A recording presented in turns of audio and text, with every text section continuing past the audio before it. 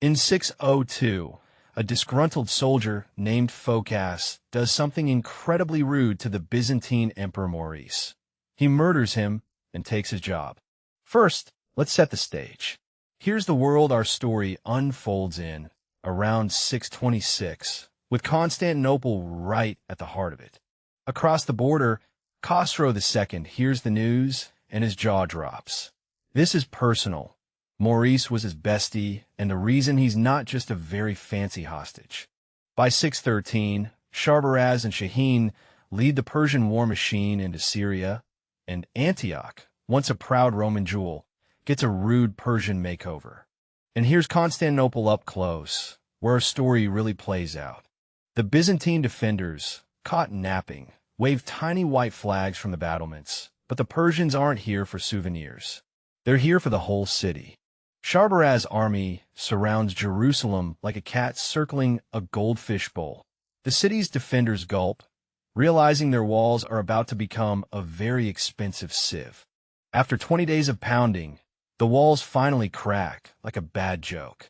Persian soldiers pour through the breach, and Jerusalem's defenders realize their impregnable title was just a marketing slogan. The Persians sack the city with the enthusiasm of tourists at a souvenir sale.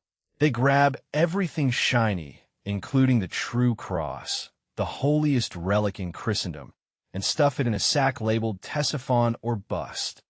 The true cross is paraded through the streets of Ctesiphon like a trophy at a victory parade.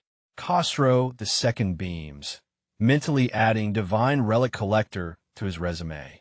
Now the big move, the road from Ctesiphon to Constantinople. In 610, Heraclius, son of the Exarch of Carthage, sails into Constantinople with a fleet, ready to give Phocas the boot. The Patriarch of Constantinople crowns Heraclius in the Hagia Sophia, but the crown feels like a hot potato. The empire is falling apart.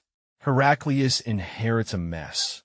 Persians everywhere, treasury empty, and a military that's more suggestion than army. Shaheen's Persians set up camp on the Asian shore, so close they can smell the Byzantines' baklava. Constantinople citizens peer across the Bosporus, their confidence evaporating faster than a drop of water on a hot skillet. Back in the capital, the Emperor Heraclius receives the news. His face turns the color of a very pale fish, and he mutters prayers to every saint he can remember. The Persians are practically on his doorstep. Sharbaraz's fleet glides into the great harbor, and Alexandria's lighthouse, one of the seven wonders, looks on, utterly unimpressed. The city's defenders, however, are very impressed. The Egyptians, who've seen every empire from Rome to Persia come knocking, simply shrug and hand over the keys. Sharbaraz is almost disappointed. He brought siege towers for nothing. Heraclius, after raiding the church's piggy bank, now has an army shiny enough to blind Persians from orbit. Time to take it on a road trip. But wait, the Persians see him coming. Sharbaraz smirks, cracking his knuckles. This is getting personal. Heraclius and his shiny new army finally meet the Persians at Issus, the same spot where Alexander the Great once threw a tantrum and conquered everything. The two armies slam into each other like two stubborn goats on a narrow bridge.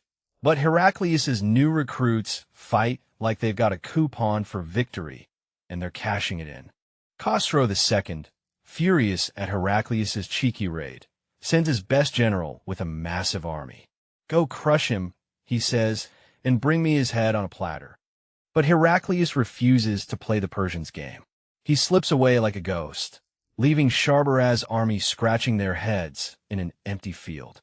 Instead of a fair fight, Heraclius goes on a shopping spree through Persian lands, burning villages and snatching treasure like a conqueror with a credit card. While Heraclius is off playing whack-a-mole in Persia, the Avars and Persians decide to throw a massive siege party right at his front door. Constantinople's walls are like, "Not today, fellas." The Persian fleet tries to sneak up the Bosphorus, but the Byzantine navy, basically the bouncers of the sea, shows up and crashes their boat party.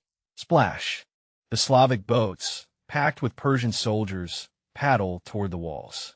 But the Byzantine navy shows up like a bouncer at a frat party. The Slavic boats burn like birthday candles, and the Persians on the shore watch their ferry service go up in smoke. No boats, no crossing. The Avars look at their soggy boats, look at the walls, and decide this is not their day. They pack up their tents and shuffle off, muttering about the weather. The Persians on the Asian shore watch their allies leave and suddenly feel very alone. Khosrow's grand plan is now just a guy with a paddle on the wrong side of the Bosphorus. Heraclius rides into the Turkic camp, and there's Zebul looking like a mountain with a smile.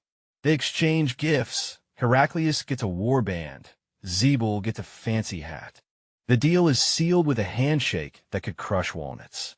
Now Zebul's Turks are ready to poke the Persian bear in the Caucasus, and Heraclius just bought himself a distraction.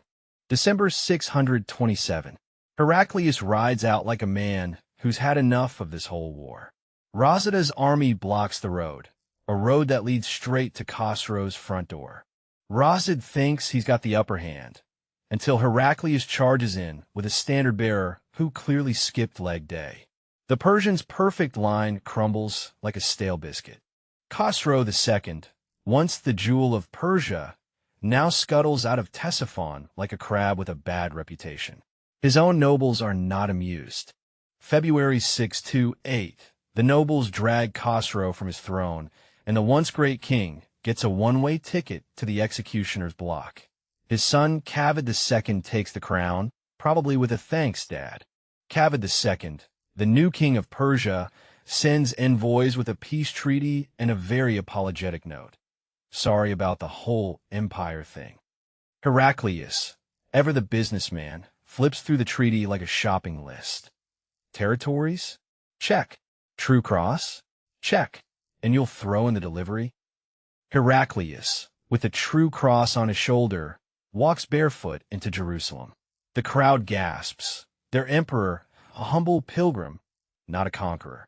But the crowd's cheers turn to awkward silence when Heraclius trips on a pebble. He stumbles, nearly drops the cross, and the whole city holds its breath. After decades of war, both empires are running on fumes. The Byzantine treasury is so empty, the mice have moved out. In the 630s, the newly united Arab tribes, fresh off their coffee and conquests, look at the exhausted Byzantine and Persian empires like two all-you-can-eat buffets with free refill signs. Their first rage are like a series of yo mama jokes, short, sharp, and leaving the Byzantines and Persians wondering what just hit them.